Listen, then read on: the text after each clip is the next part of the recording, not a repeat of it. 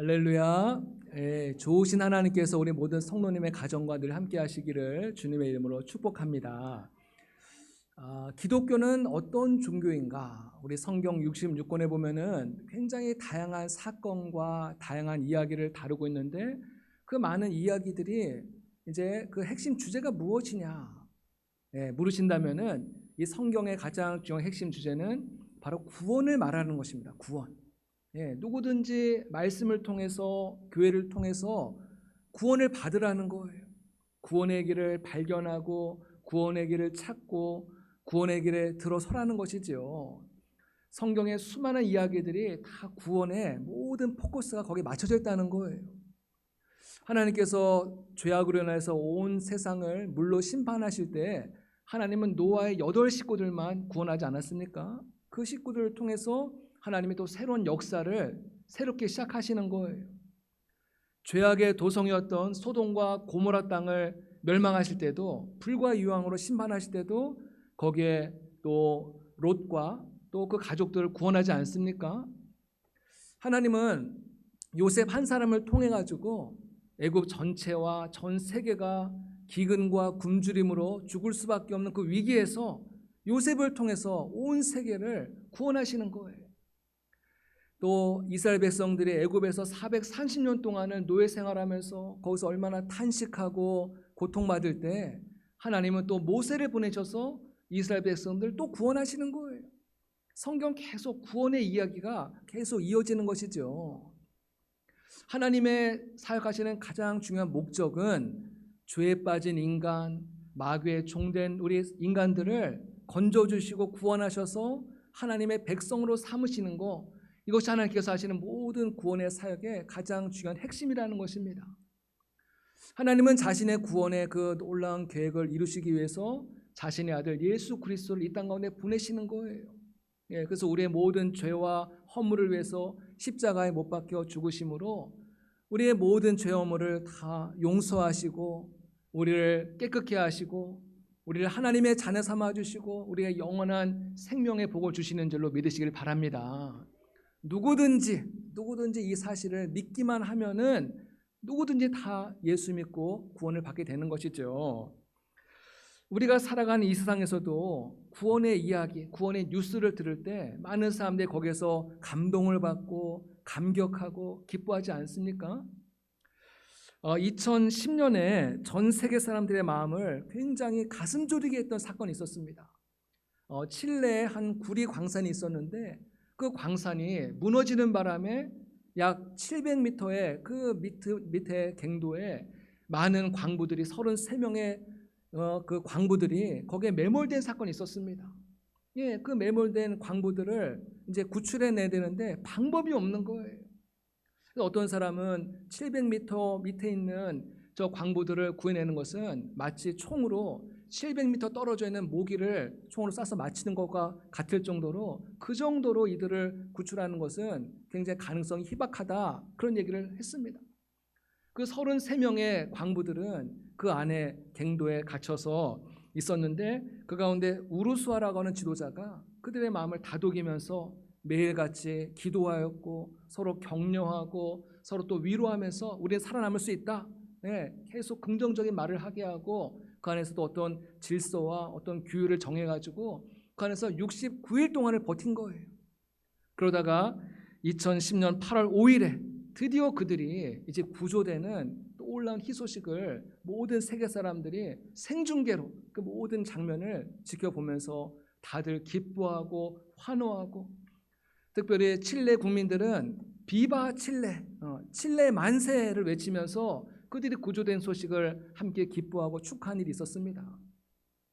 그야말로 각본 없는 드라마와 같은 이 사건을 지켜보면서 모든 사람들이 마음에 감동을 받고 함께 축하하는 그런 일이 있었죠.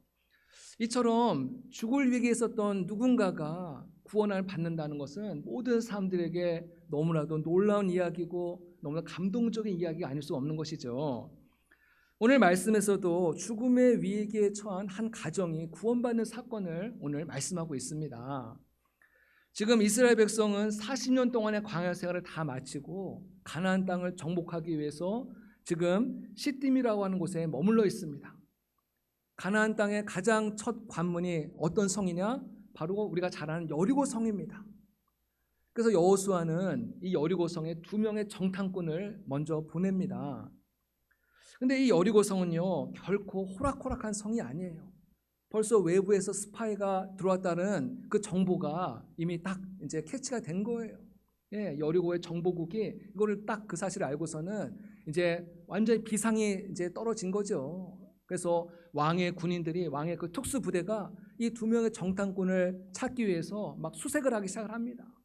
예, 전국에 이제 경고가 뜨고 또 많은 군인들이 이 2명의 정탐꾼을 찾아서 막 찾아다니니까요, 이 정탐꾼이 잡히는 건 시간 문제예요. 큰 위기가 찾아온 것이죠. 근데 하나님께서는 이 정탐꾼들이 잡히지 않도록 한 사람을 예비한 것을 보게 됩니다. 그 한 사람, 예비한 사람이 누구냐? 오늘 말씀해 보니까는 기생 라합이었습니다. 그러면 기생이라는 직업은 자신의 몸을 팔아서 생계를 유지하는, 오늘로 말하면은 창녀, 또 매춘부와 같은 여인이죠. 하나님께서는 이 보잘것없는 한 여인을 통해서 정탐꾼의 생명을 구원하시고 또 라합의 가정을 구원하시기 위한 하나님의 구원의 계획을 오늘 이루신 것을 보게 됩니다. 하나님께서 하시고자 한다면요, 하나님은 정말 보잘것없는 아무것도 아닌 삶을 통해서 하나님 위대한 역사를 이루시는 분인 줄로 믿으시길 바랍니다. 여러분, 성경의 구약의 율법에 보면은 이 창녀들을 굉장히 부정한 여인으로 보는 거예요. 그래서 그들이 몸을 팔아서 번 돈을 가지고는 하나님께 예물도 드리지 못하도록 하나님께서 그렇게 엄격하게 금하는 모습을 보게 됩니다. 하지만 하나님은 하나님의 구원의 사역을 이루기 위하여서 정말 이 보잘것없고 비천한 여인을 하나님의 도구로 사용하시더라는 거예요. 예수님께서 오병의 기적을 일으킬 때도 예수님은 돈 많은 부자를 통해서 오병의 기적을 일으킨 것이 아니라 정말 아무것도 아닌 그 소년의 참 초라한 도시락을 가지고 그것을 사용하셔서 남자만 5,000명, 여인들과 아이들까지 하면 약 2만 명에 되는 수많은 사람들을 먹이고도 12광주나 남는 그런 기적을 행하셨습니다. 엘리야 선지자 시대에는 온 땅이 기근으로 해서 어려움을 당할 때 하나님께서는 사르밧에 살고 있는 한 보잘것없는 과부를 통하여서 엘리야의 먹을 것을 대접하게 하였고, 하나님은 그 과부의 가정에 기근이 끝날 때까지 밀가루와 또 기름이 떨어지지 않도록 하나님께서 그 가정을 계속해서 공급해 주시고 채워 주시더라는 것입니다. 이처럼 하나님은 하시고자 하면은 정말 아무것도 아닌 자들, 우리가 볼 때는 정말 별 볼 일 없는 사람을 통해서도 하나님의 위대한 역사를 이루시는 분인 것을 믿으시기를 바랍니다. 그러므로 우리 성도들은 절대로 우리보다 못한 사람들에 대해서 차별하거나 그들을 무시하거나 함부로 대해서는 안 된다는 거예요. 하나님은 내가 무시하는 그 사람을 통해서도 얼마든지 하나님의 선한 역사를 이루시는 하나님이시기 때문에 우리 모든 사람들을 귀하게 여기고 모든 사람들을 또 존경하고 친절하게 대해야 되는 것이죠. 군인들이 이 라합의 집을 수색하러 왔을 때 라합은 선택을 해야 됩니다. 이 정탐꾼을 숨겨둘 것인가 아니면 정탐꾼을 신고할 것인가, 둘 중에 하나를 선택을 해야 되는 그런 기로에 서게 됐습니다. 라합은 이 2명의 정탐꾼을 자신의 지붕 위에다가 숨겨두고 군인들에게는 거짓말을 하는 거예요. 그 2 사람이 우리 집에 왔지만은 다른 길로 도망을 갔습니다 하면서 너무나 태연하게 이제 그들을 속이죠. 여러분, 사람이 거짓말을 하면요 티가 나게 되어 있습니다. 음성이 떨린다든지 눈동자가 흔들린다든지 뭔가 어색하고 뭔가가 좀 불편한 기색이 있을 텐데 이 라합은 너무나도 태연하게 담대하게 거짓말을 하더라는 거예요. 아마 이 여인은 굉장히 대범한 여인이었던 것 같습니다. 그 군인들 앞에서도 전혀 주눅들거나 떨지 않고 대범하게 대하지 않습니까? 사실 이 라합이 정탐꾼을 살려준 이 사건은 그 여인의 인생에서 굉장히 위험한 일입니다. 만일 정탐꾼이 숨겨져 있다는 것을 나중에 들통이 나면요, 이 여인은 목숨을 부지하기가 어려운 굉장히 위험한 일을 지금 하고 있다는 거예요. 반면에 만일 라합이 정탐꾼을 신고했다? 그러면 나라에서 어마어마한 포상금을 받을 것이고 또 그녀가 운영하는 그 가게는 점점점 또 잘되고 번성하고 또 큰 부자가 될 수 있는 그런 절호의 기회였을 것입니다. 하지만 이 라합은 그런 것에 연연하지 않고 그는 정탐꾼을 숨겨준 거예요. 어떻게 보면 자신의 일생일대에 가장 위험하고 가장 중요한 모험을 한 것이라고 할 수가 있습니다. 성경 히브리서 11장에 보면은 이런 라합의 행위를 바로 믿음이었다라고 그렇게 말씀하고 있습니다. 히브리서 11장 31절의 말씀입니다. 한번 같이 읽어보겠습니다.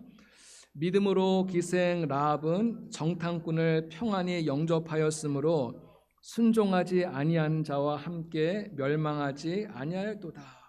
예, 이 라합은 자신이 거주하고 있는 여리고성의 왕의 명령보다도 여호와 하나님을 더 두려워하고 하나님을 경외하였기 때문에 이 여인은 자신의 목숨을 희생하면서까지라도 이 정탐꾼을 안전하게 숨겨주고 보호할 수 있었다는 것입니다. 라합은 자신에게 은혜 받을 수 있는 기회가 찾아왔을 때, 정탐꾼이 자신의 집에 찾아왔을 때, 아, 이분들은 보통 분들이 아니구나, 이분들은 굉장히 중요한 분이구나, 이런 것을 직감할 수 있었습니다. 자신에게 찾아온 이 기회를 머뭇거리거나 또 놓쳐버리거나 기회를 다음으로 미루지 않고 그 기회를 붙잡았을 때 이 여인은 하나님이 기뻐하시는 믿음의 여인이 된 줄로 믿습니다. 하나님의 은혜를 경험한 사람들의 공통점이 있다면 그들은 자신에게 찾아온 이 은혜의 기회를 결코 가볍게 여기지 않았다는 거예요. 그 기회를 그냥 흘려보내지 않았다는 것입니다. 그들에게 기회가 찾아왔을 때 그 기회를 반드시 붙잡았다는 거예요. 은혜의 기회를 붙잡았다는 거예요. 지금이 아니면 나는 은혜를 받을 수 없다, 절박한 마음을 갖고 그 은혜의 줄을 꼭 붙잡았을 때 그들이 하나님이 기뻐하시는 믿음의 삶이 될 수 있었던 것이죠. 고린도후서 6장 2절 말씀에 보면요, 이런 말씀이 있습니다. 이르시되 내가 은혜 베풀 때 너에게 듣고 구원의 날에 너를 도왔다 하였으니 보라 지금은 은혜 받을 만한 때요 보라 지금은 구원의 날이로다. 다음에 은혜 받지, 다음에 구원 받지 미루는 것이 아니라 자신에게 은혜의 기회가 찾아왔을 때, 구원받을 기회가 찾아왔을 때 그 은혜를 붙잡는 성도가 지혜로운 성도인 줄로 믿으시기를 바랍니다. 오늘 말씀 보면요, 라합은 이 정탐꾼들의 생명을 이제 건져준 것뿐만 아니라 그들에게 매우 중요한 정보를 주고 있습니다. 이런 전쟁에서 승리하기 위해서는 여러 요인들이 필요한데 그 가운데 가장 중요한 것 중에 하나가 바로 정보력입니다. 상대방 적군의 그 동향이 어떤지 그 모든 정보를 분석해야지만이 그 전쟁에서 승리할 수 있는 유리한 지점에 서게 되는 것이죠.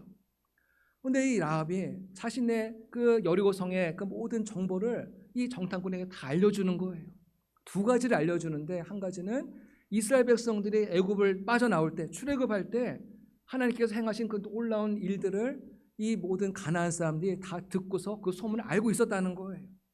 그들이 애굽에서 나올 때 애굽에 10가지 재앙이 임하였고 또 그들이 홍해바다를 사이를 건너가지 않았습니까? 하나님께서 홍해바다를 갈라주시고 그 사이길을 그들이 건너오지 않았습니까? 이 소문을 다 들어서 알고 있다는 거예요. 또 요단 동편의 아모리 족속의 두 왕을 이 이스라엘 백성들이 멸절시킨 이 사건도 이 여리고 사람들이 다 알고 있었다는 거예요. 벌써 40년 전의 일이지만은 그들은 어제 일처럼 생생하게 기억하고 있었다는 것이죠. 그뿐이 아닙니다. 두 번째는 라합은 지금 여리고 백성들의 그 분위기까지 알려주고 있습니다. 오늘 9절에 이런 말씀이 있습니다. 우리가 너희를 심히 두려워하고 이 땅 주민들이 다 너희 앞에서 간담이 녹나니, 또 11절에도 마음이 녹았고 정신을 잃었다 알려주고 있습니다. 이 군인들이 전쟁하려면은 가장 중요한 것이 뭐겠어요? 사기입니다. 사기. 내가 이 전쟁에서 이겨야겠다고 하는 의욕과 사기가 충천해야지 그래 전쟁에서 이길 수가 있는데, 근데 지금 여리고 성 사람들은 이미 이스라엘 백성들의 그 소문을 듣고서 사기가 다 꺾여 버렸다는 거예요. 의욕이 다 떨어졌다는 것입니다. 그러니까 이 전쟁은 이미 끝난 거나 마찬가지죠. 여러분, 이 기생 라합이 이런 분위기, 여리고성의 분위기를 어떻게 알았겠습니까? 이 여인은 기생이라고 말씀드리지 않았습니까? 이 여인의 집에 수많은 남자들이 늘 출입을 하는 거예요. 그 사람들 중에는 정치인도 있었을 것이고 언론인도 있었을 것이고 또 군인들도 많지 않았겠습니까? 이런 사람들이 그 집에 와서 술을 마시면서 자기들끼리 나누는 대화를 이 라합은 계속 들으면서 정보를 계속 수집하고 있었다는 것이죠. 라합은 그들의 이야기를 들으면서 이스라엘 하나님은 과연 어떤 하나님인가, 하나님에 대해서 점점 관심을 갖기 시작을 하게 되고 그 마음 가운데 하나님에 대한 믿음이 조금씩 싹트기 시작하는 모습을 보게 됩니다. 그래서 그 믿음이 점점점 커지기 시작하면서 이 라합의 마음 가운데 나도 하나님의 백성이 되고 싶다. 나도 이스라엘 백성들이 믿는 하나님을 나도 믿고 싶다라는 그 믿음을 이 라합은 갖게 되었다는 것입니다. 라합이 이런 마음의 소원을 갖게 된 이유는 그가 하나님에 관한 소문을, 정보를 계속 들었기 때문입니다. 여러분, 기독교는요, 들음의 종교입니다. 하나님의 말씀을 계속 들어야지 믿음이 생기고 또 말씀을 계속 들어야지만이 우리의 믿음이 점점점 성장하는 거예요. 로마서 10장 17절 말씀입니다. 그러므로 믿음은 들음에서 나며 들음은 그리스도의 말씀으로 말미암았느니라. 물론 우리가 기도를 많이 하는 것도 중요하지만은 우리의 믿음이 건강하게 성장하기 위해서는 반드시 하나님의 말씀을 들어야만 된다는 것이에요. 신분이 높은 사람이나 낮은 사람이나 하나님의 말씀을 듣게 될 때 그 말씀이 마치 한 줄기의 빛과 같이 우리의 마음을 비추기 시작을 하는 거예요. 말씀을 들을 때 그 말씀을 통해서 우리의 영혼이 꿈틀꿈틀거리기 시작하고 잠자는 우리의 영혼이 깨어나기 시작하고 우리의 마음에 어마어마한 사건이 일어나는 줄로 믿습니다. 마치 에스겔 골짜의 마른 뼈들이 하나님의 말씀을 들을 때 그 말씀이 다시금 살아나고 그 마른 뼈들이 살아나고 큰 군대를 이뤘던 것처럼 하나님의 말씀을 들을 때 우리의 영혼이 깨어나게 되고 살아나게 되고 하나님의 위대한 일꾼으로 쓰임받게 될 줄로 믿으시기를 바랍니다. 물론 말씀을 다 똑같이 듣는다고 해서 다 은혜 받는 건 아닙니다. 여로성 사람들이 다 하나님에 대해서 소문을 듣고 알았지만은 그들이 다 하나님 믿은 것은 아니에요. 하나님 믿은 사람은 그 성에서 오직 이 라합 한 사람만 하나님을 믿게 되고 또 하나님을 따르는 그런 여종이 된 것이죠. 라합이 하나님에 대해서 알면 얼마나 알았겠습니까? 라합은 그저 여러 사람들이 하는 이야기를 귀동냥을 통해서 조각조각 하나님에 대한 정보를 수집했던 것이죠. 하지만 그 마음속에는 나는 그럼에도 불구하고 그 하나님을 믿고 싶은 그런 마음을, 그 소원을 갖게 되었다는 것이에요. 이런 라합의 모습은요, 이스라엘 백성들의 모습과 굉장히 대조적이지 않습니까? 이스라엘 백성들은 직접 하나님의 놀라운 기적과 능력과 하나님의 영광을 그들은 직접 눈으로 목도하고 직접 체험한 민족들 아닙니까? 또 수시로 모세를 통해서 하나님의 말씀에 대해서 계속해서 늘 듣고 훈련받은 그런 백성임에도 불구하고 그들은 끊임없이 하나님을 대적하고 원망하고 불평하고 하나님을 믿지 않고 이런 모습으로 계속 점철된 삶을 살아가더라는 거예요. 하지만 이 라합은 하나님에 대해서 자세히 알지는 못하고 하나님의 능력을 직접 경험한 건 아니지만은 그 파편적인 부분적인 지식을 통해서라도 그는 하나님을 자신의 하나님으로 받아들였고 하나님을 위해서 자신의 목숨까지 내어줄 정도로 모험을 했던 여인인 것이죠. 하나님은 이방인이었지만은 이 여인에게 하나님은 주목하시는 거예요. 아, 저 여인이 나를 저렇게 경외하고 나를 믿고 나를 신뢰하고 나를 위해서 자신의 목숨까지 내거는구나. 하나님이 이 여인을 주목하시기 시작한 거예요. 그리고 하나님은 여리고성을 완전히 멸절하려는 그 순간에 이 여인을 구원하시기 위해서 하나님의 구원의 계획을 지금 이루고 계신다는 것이죠. 생각해 보시기 바랍니다. 이 두 명의 정탐꾼이 여리고성에 들어갔을 때 그 안에 얼마나 많은 집들이 있었을 텐데 그 수많은 집들 가운데서 어떻게 하필이면은 어떻게 라합의 집에 들어갈 수 있었겠습니까? 우연히 들어간 것 같지만은 사실 하나님께서 그 정탐꾼의 배후에서 그 마음을 움직여가지고 발걸음을 인도하셔서 라합의 집으로 인도하신 줄로 믿습니다. 또 그런가 하면요, 하나님께서 여리고성을 무너뜨리실 때 그 모든 이제 과정들을 보면은 굳이 정탐꾼을 여리고성에 보낼 필요가 있었을까 하는 의심을 갖게 됩니다. 여러분, 이 여리고성을 하나님께서 어떻게 무너뜨리십니까? 우리가 잘 아는 대로 6일 동안 그 여리고성 주변을 한 바퀴 돌지 않습니까? 매일 한 바퀴씩 돌아요. 또 7일째 되는 날은 몇 바퀴 돌아요? 7바퀴를 다 돌고 난 다음에 나팔 소리와 큰 함성을 질렀을 때 그 여리고성이 바르르 무너지지 않습니까? 어차피 하나님께서 이런 계획을 갖고 계셨다고 한다면은 굳이 여리고성에 정탐꾼을 보낼 필요가 없지 않겠습니까? 그럼에도 불구하고 하나님께서 이 여리고성에 정탐꾼을 보낸 이유가 있습니다. 그 목적은 딱 한 가지, 라합을 위해서 간 것이에요. 라합을 위해서. 이 라합을 구원하기 위해서, 그 가정을 구원하기 위해서 하나님께서 정탐꾼을 그곳으로 보내셨고 그곳에서 하나님을 경외하고 하나님의 백성 되기를 소원하였던 이 여인의 가정을 하나님께서 구원하시기 위해서 놀라운 계획을 하나님께서 이루신 줄로 믿으시기를 바랍니다. 라합은요, 이 죄악의 도성에서 구원받기를 간절히 소원하였습니다. 하나님, 나와 내 가정을 이 죄악의 도성, 이 멸망의 도성에서 우리를 구원해 주십시오. 건져 주십시오. 매일같이 하나님 앞에 기도하지 않았겠습니까? 그 기도가 하나님 앞에 상달된 거예요. 하나님이 여인의 기도를 주목하고 여인의 기도를 들으시고 정탐꾼을 보내셔서 이 여인의 가정을 구원하신 것이죠. 오늘 라합은 정탐꾼에게 말합니다. 나는 비록 비천한 신분입니다. 당신도 아는 바와 같이 나는 비천한 신분입니다. 하지만 나는 당신들이 믿는 하나님을 나도 믿습니다.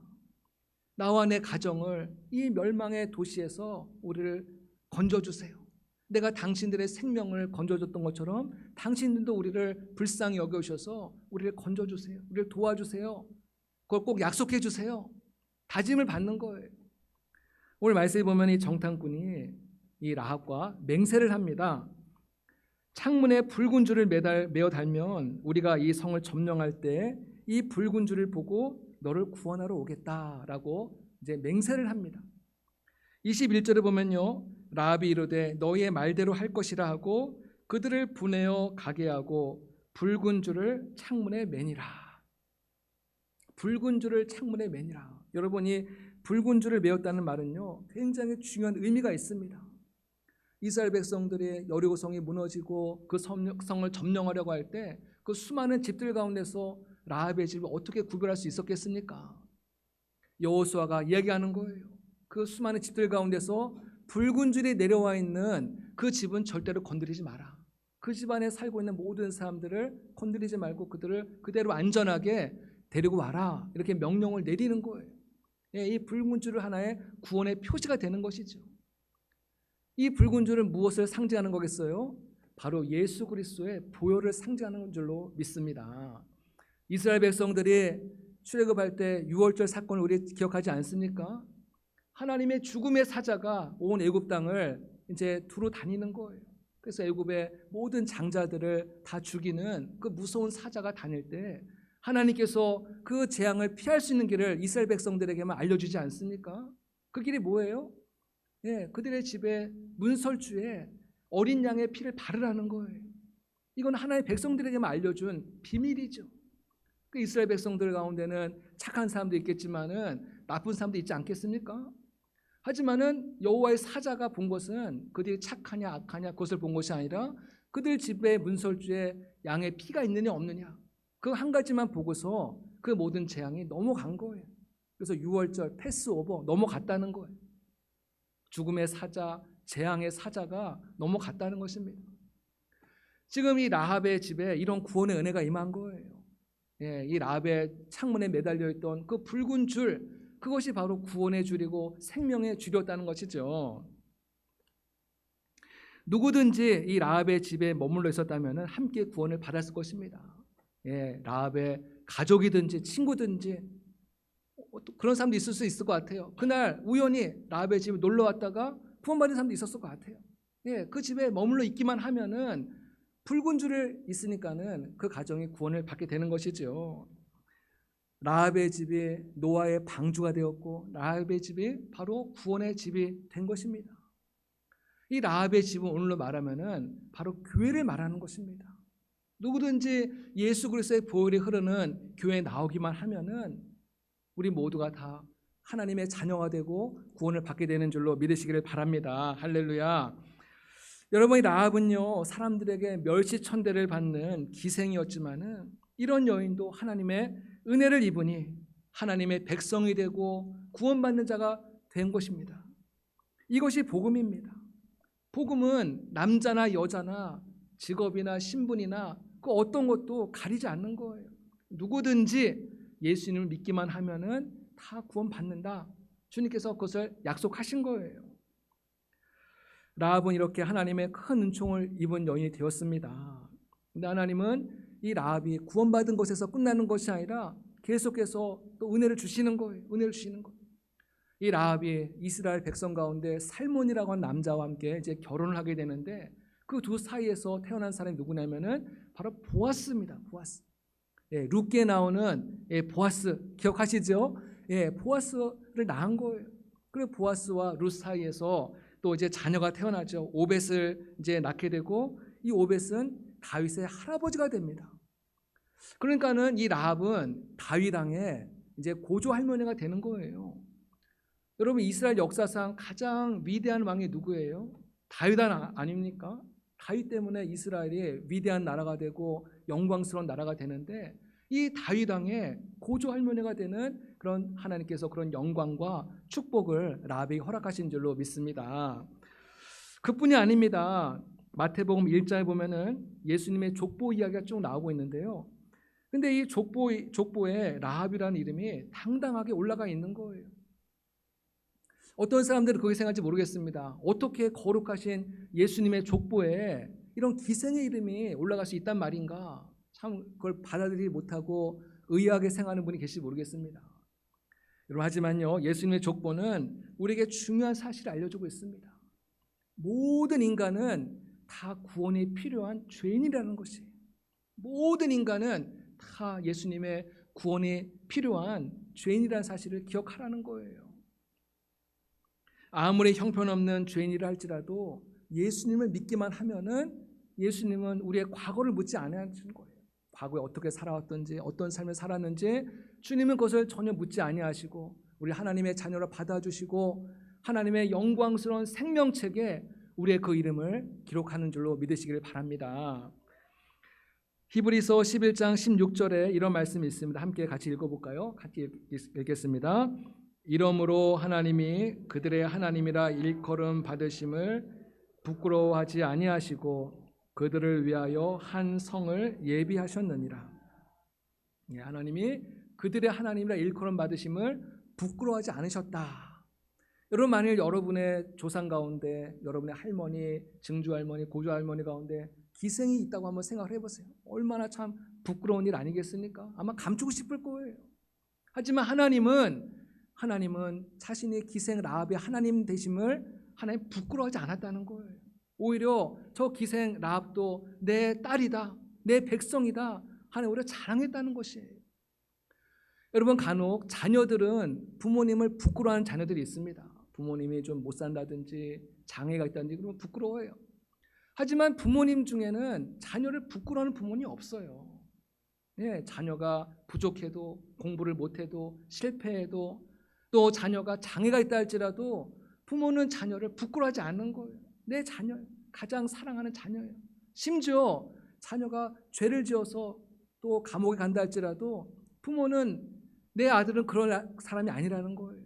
항상 자녀의 편이 되고 자녀를 부끄러워하지 않는 거예요. 하나님도 바로 이와 같은 줄로 믿습니다. 우리가 하나님 부끄러워할지는 모르겠어요. 내가 하나님 믿는 거, 교회 다니는 것을 내가 부끄러워할지 모르지만은 하나님은 우리를 부끄러워하지 않는다는 거예요. 우리가 부족해도 우리가 실수하고 우리가 넘어지고 범죄한다 할지라도 하나님은 여전히 나의 하나님 되신 것을 기뻐하시고 자랑하시는 하나님이신 것을 믿으시기를 바랍니다. 라합은 한평생 기생으로 살아왔지만은 하나님의 은혜를 입어 구원을 받았고 또 존귀한 자가 되었습니다. 성경이 말씀하고 있는 구원이 바로 이와 같은 거예요. 하나님의 은혜가 임하면은 아무리 비천한 자도 존귀한 자가 될 수 있다. 복음의 메시지의 핵심이 바로 여기에 있다는 것이죠. 오늘 우리가 살아가는 이 시대는요, 능력 있는 사람, 좋은 가문, 좋은 학벌, 또 좋은 직장을 가져야지만이 사람들이 인정해주고 대우해주는 그런 시대 가운데 살아가고 있습니다. 그러다 보니까 우리 믿음의 성도들도 자녀들을 일단 좋은 대학에 보내고 보자 이런 식으로 생각할 때가 많이 있어요. 예, 주일을 좀 어기더라도 학원에 보내자 이렇게 또 키우는 가정들 많이 있지 않습니까? 하지만 하나님은 오늘 말씀을 통하여 하나님이 기뻐하시는 믿음이 무엇인지에 대해서 우리에게 분명하게 말씀하고 계시는 거예요. 여러분 세상의 부귀영화 우리 누리는 거 잠시 잠깐입니다. 하지만 주의 백성이 누릴 복은 영원한 것을 믿으시길 바랍니다. 기생 라합이 바로 이 영원한 믿음의 길을 선택한 거예요. 여리고성에서 잠시 잠깐 살다가는 그 세상의 낙과 또 부귀영화를 바라본 것이 아니라 이 땅에서는 내가 위험하고 어려울지 모르지만은 영원하신 하나님 바라보면서 믿음의 길을 선택하고 믿음의 길을 걸어갔을 때 하나님께서 이 여인을 존귀한 여인이 되게 하시고 그에게 구원의 은혜와 영광의 은혜를 허락하신 줄로 믿습니다. 우리가 살아가는 이 모든 믿음의 발걸음마다 기생 라합과 같은 믿음의 결단이 있기를 축복합니다. 그럴 때 이 여인의 삶 속에 임하였던 그 놀라운 역사와 영광이 우리 모두에게도 그대로 임하는 그런 은혜가 임할 줄로 믿습니다. 이런 믿음으로 날마다 승리하며 살아가는 복된 성도들 되시기를 주님의 이름으로 축복합니다. 기도하겠습니다. 사랑과 은혜가 한량없으신 하나님의 은혜와 사랑을 감사합니다. 오늘 기생 라합의 믿음을 보게 하시니 감사합니다. 그가 이방인이었음에도 불구하고 비천한 신분이었음에도 불구하고 하나님을 경외하고 하나님을 믿었을 때 하나님께서 그에게 놀라운 은혜, 구원의 은혜와 영광의 은혜를 베푸셨던 것처럼 하나님, 우리도 이 세상을 살아가는 동안에 영원하신 하나님 바라보게 하여 주시오며 믿음의 길을 끝까지 잘 걸어갈 수 있도록 늘 동행하여 주시옵소서. 감사드리며 예수님의 이름으로 기도드립니다. 아멘.